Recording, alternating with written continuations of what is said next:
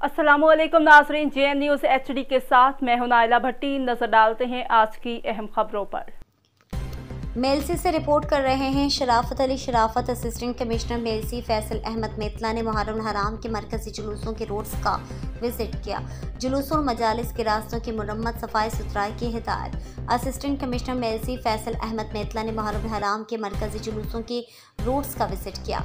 उन्होंने जुलूसों और मजालिस के रास्तों की मुरम्मत सफाई सुथराई की हिदायत की।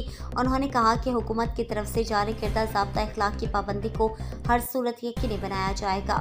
उन्होंने मज़ीद कहा कि मुहर्रम हराम में बेहतरीन इंतजामात को यकीनी बनाने के लिए तमाम वसाइल बुरुकार लाए जा रहे हैं।